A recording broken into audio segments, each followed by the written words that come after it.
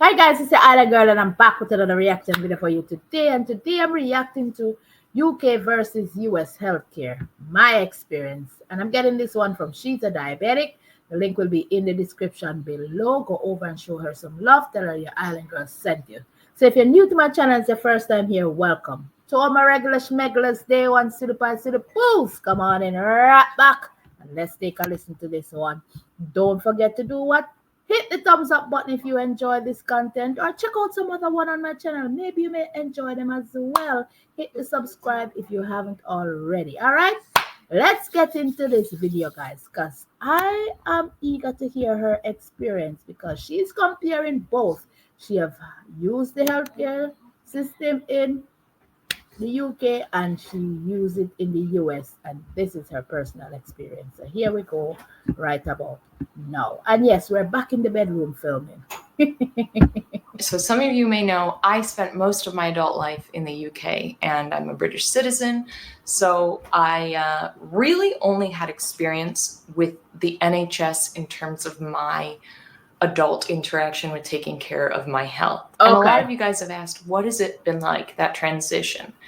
And well, hard. First of all, the big difference, you come to the end of your appointment or your blood test or even before these items, and it's money, please. Yep. Ain't playing. You better have some money. And that may sound obvious, but it is so much more pervasive than just the act of handing over a credit card or paying your insurance bill every month. You feel like the healthcare here is a class system. It is. And I think that's simply because it is. Like you go through these different insurance packages and like maybe they're like bronze, silver, gold, platinum. That's literally how you can filter them on the side of the screen. She is so that on the right on that. The basic package, the premium package. Yep, that's how it is when it comes to insurance. And it's crazy because you'll be like, okay, I'm paying for insurance. Should it be I should get at least a good amount because I'm paying for this monthly. But yet still when you walk into the doctor's office, you're paying an arm and a leg after your insurance cover what it needs to cover. You're still paying an arm and a leg when you go to the doctor. So what is the point? In my eyes, the way I see it, I think it is best just have a savings account and put your money in there each month. So when you're sick, yeah, I don't know. That's how I see it because it's crazy. So yeah. And I mean, yes, they're signifiers to denote how much coverage you're going to have or your, I don't even know, your deductible shenanigans. I can't even try to stay neutral on this subject. I think it's fucking ridiculous. I know the NHS is not perfect, and I know the UK and the NHS in general have been in and continue to be in a lot of trouble. So I'm not just sitting here being like, they got it all figured out and we're screwed up here. No, that's not what I'm saying. But in terms of a care for your people, all I can say is in the UK, I felt universally cared for. And here, I feel like if I have the funds to pay for care, then I'm allowed to be healthy. So easily, number one, the most confusing thing has been navigating what insurance to get. Luckily, through my job, I'm self-employed, but I get insurance through my job, sort of. It is pretty much you get this package and that's that. So I didn't really have to choose so intricately. Number two has been finding the right doctors. Your choice. Jeez. And I get what she's saying. With any universal healthcare, they're gonna have a little problem here and there. But at least its citizens are not in debt of just going to look at the doctor to just going to the doctor to just look at their throat if something is wrong, or to even take an ambulance ride, or to even say, okay, my back hurts, what's going on? Or I feel like my heart is skipping a beat. You're paying an arm and a leg. And the crazy thing is that, like she said, Guys, when you get that insurance, whatever package you get, then you have to make sure that doctor is in network with that insurance. And I'm telling you, problems, problems, problems. Because if you get a doctor that is out of network and not under that insurance, your money doubles. Yeah. It's insurance, health insurance here is a money making machine. Period. Here in the US. Your choice in doctors. In the UK, your GP pretty much does everything. They see kids, they see adults, they see asthmatics, they see people with mental health conditions. That doctor has the power to treat all of those things, to prescribe you antidepressants, to prescribe you an inhaler, to treat a baby and an elderly person. And this is all I ever knew. So I had an endocrinology team and I had my GP. That was pretty much it. Every year I'd go for an eye exam where they'd screen my eyes and take scans of my retinas and all that stuff to make sure there wasn't any degradation in my eyes due to diabetes. But that was pretty much it. Here... Hold on. You're telling me in the UK, when you go to your doctor, your general practitioner can cover from the big... So you need don't... So he's all faceted. Well, he covers everything from... He can see the baby up to the elderly. He can prescribe whatever medication that is necessary. That doctor covers everybody. So you don't need to go have a separate pediatrician. You don't need to have your eye, ear, and nose doctor. You don't need to go for your gynecologist. You don't have to. So this doctor has everything, can cover everybody without you running from left to right to find different doctors. That's amazing.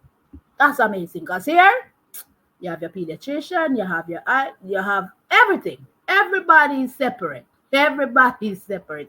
It's just a fact. I have spent so much time registering with different doctors.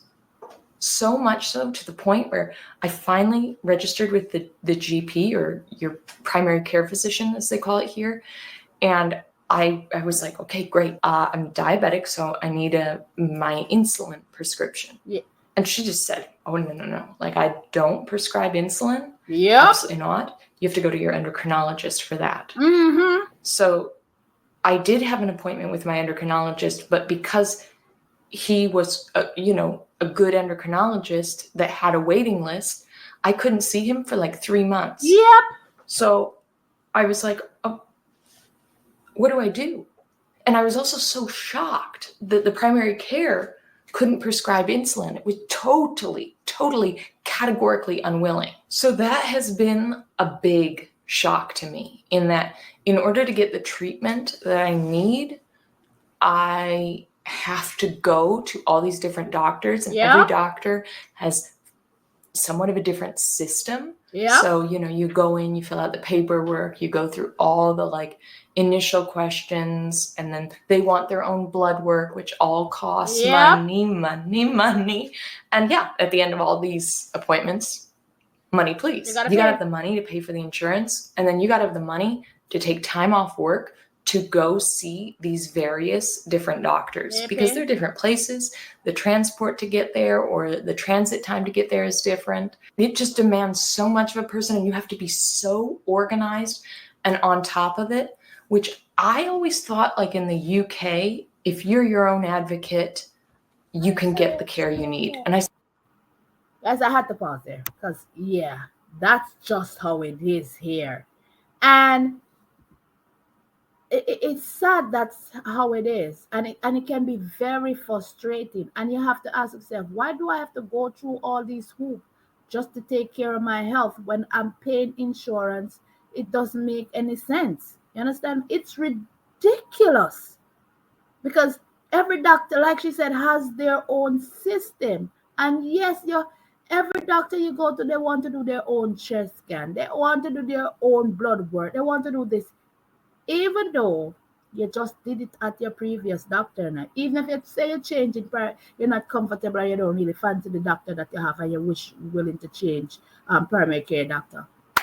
Process start all over again. And some process you can only do once a year. So if you change doctor before the year is done, then you gotta foot that cost out of pocket because the insurance will not cover that again. It's crazy.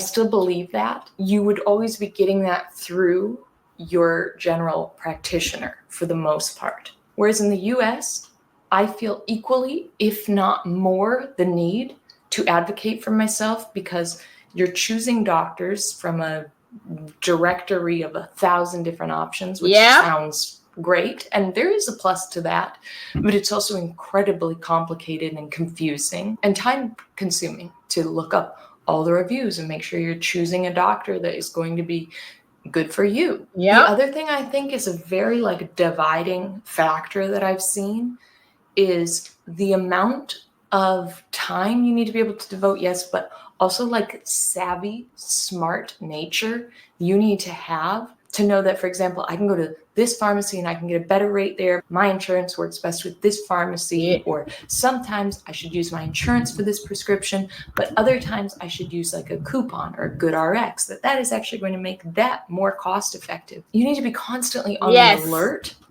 and bobbing and weaving through these different options to be savvy to make sure you are getting the best deal, which I'll be honest with you, deal and healthcare, these are just concepts that in my adult life have not been alive in my mind. And I know I'm very, very, very, very, very, very lucky to say that. But I feel like you need to be pretty darn educated and have the confidence to call places up and to use coupons that you might not be sure are going to work, or advocate for yourself when you know it's right through the insurance, but the person providing isn't providing the same thing that you were told you were going to get. These are all things that the consumer here really needs to have if you're going to get the most bang for your buck, I guess, which don't we all want that? Especially when oh yes, you gotta lobby for yourself. You gotta be smart when it comes on to this thing. And she's right. There's a lot of coupon. They're intertwined because they can get coupon. You gotta be, in order to save money, you have to think, okay, if I go to this pharmacy, they're maybe $5 cheaper. Or that pharmacy, maybe I can use this coupon. Or you can browse and look at reviews too, guys, to get medication. America is a different system. As in, like I said, a lot of people, when it comes on to using the NHS, I don't hear them complaining because a lot of the things are done in one place and prescription are filled. And yet, and like she said earlier, it's not that there's no problem or there's no issues or things that need to be figured out, but it is way in a I'll give it 90%, 95% better than the UK healthcare system. It's just a fact. When it comes on to not paying out anything out of your pocket, do you have to be running right around right to find doctors that are, you don't have to worry. Say, okay, he's not in network. You understand me? Get your prescription filled, and you can be bouncing from left to right without any extra stress. Yes, you may have a wait list at time, but that's pretty much it. But on the flip side, the US healthcare system is a total different. It's a total different ballpark. And don't get me wrong, there are amazing doctors here, but you just have to pay that money. That's all it boils down to, money. Dealing with a chronic condition that you have many different medications that you have to keep renewing every single month, you want to make sure you're doing the smartest thing possible. So we relocated about a year ago, and because of this being a whole new system to me, I am only just getting to grips with things and getting in place a structure of how I'm going to get my medications every month. And I really don't mean to sound like I'm complaining or bashing the American healthcare system, but this is just what I've experienced and a genuine comparison to what I experienced on the NHS in the UK for the last 15 years. And I should say, as an addendum to the it's free in the UK, the NHS is a taxed system. So I believe it is about 20% of the people's income tax goes toward the NHS.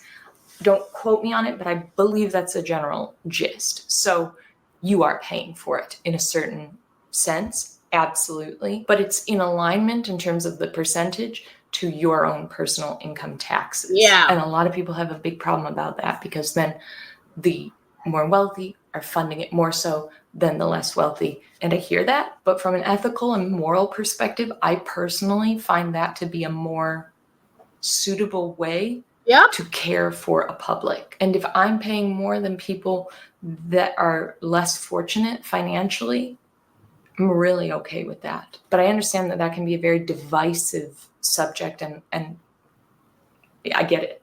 But I'm so certain of where I stand on that front that I'm happy to say it. And if you want to come at me in the comments, that's fine. Moving to the US, and I always knew this, and it was a factor I had to get to grips with when we decided to move. And it's so much more complicated than I could ever have understood watching US bloggers and whatnot talk about it. You can hear people talk about this, but it's not until you're really in the thick of it that you realize just how complicated and overwhelming it is. This isn't meant to be a bash on the US system. The quality of care that I've found has been excellent. Just like I said, it's not that we don't have amazing doctors here in the US. It's just the hoops that you have to go through to get that quality of care, and the money that you have to pay to get that quality of care, and the insurance that you have to get that quality of care. Because if you have a insurance, you're getting, you're going to pay for it, whether you like it or not. If you have a good insurance, then you don't have to literally stress about going to the doctor. Because even if you have some insurance that you don't have to pay do a copay. But some, they're good, but you still have a copay of maybe like $15, $20. It doesn't even pass $30, depending on the insurance that you have. So I get where she's coming from. But we've said it so many times, and funny enough, her having the experience now, the comparison that, you okay, Raya? Okay. Her having the experience with using the NHS and here now in the US, living in the US, and experiences, now she understands what we complain about, or what we try to emphasize, that it is no joke here in the US when it comes on to healthcare. It is not. And it's not that she's batching, it's just the reality. It is what it is. You understand? And I know the NHS is not free. I know it's tax based on the income. And I am on board with her. And I think every country should at least adopt that. It is, if it's 20% or it's 15% of your earned income. You understand? Whatever you earn. So the wealthier you are, the more you pay. The broke you are, the broker you are, if that's a word, the less you pay. You understand? Because it has to balance out at the end of the day. But I'm on board with her on that. I don't see anything wrong with that. She's a moral compass. Come on, people. You're earning a certain amount of money. Why not? You understand me? But I know I'm ranting, but she gets it. It's just the route to get to that care, and what you need to have access to that care bothers me a lot. And I'm lucky because I have the capability to do what I need to do and pay for what I need to pay to get access to what I need to not only survive, but thrive and live a healthy life. She's on the top I fully stand up and appreciate that as well. Like I say, always, I wish you great blood sugars, straight CGM lines, if you can have access to a CGM. But most of all, I wish you a happy, healthy mind with it all. Thank you so much for watching, and I will see you next time. Great video, guys. I love the way that she compared both the US and UK healthcare, and I guess it's not a bashing to me. I don't consider her she's bashing it at all. It's just her experience, and she's spot on with the way that she explained it. It is what it is. But she has the opportunity to be able to pay her health, get good quality care, because she's on the top end. A lot of people here in the US don't. And like I said, I think it should be universal, where, everybody have access to healthcare and don't have to worry about going to the doctor and worrying about that, oh, I'm going to be in debt just to make sure that I'm healthy. I really do think that should be the case as a nation. But that's a lot of people don't think that way. A lot of people don't think that they should be paying, so much for who can't even be able to pay if it's done through the taxes. So we're not gonna get into that.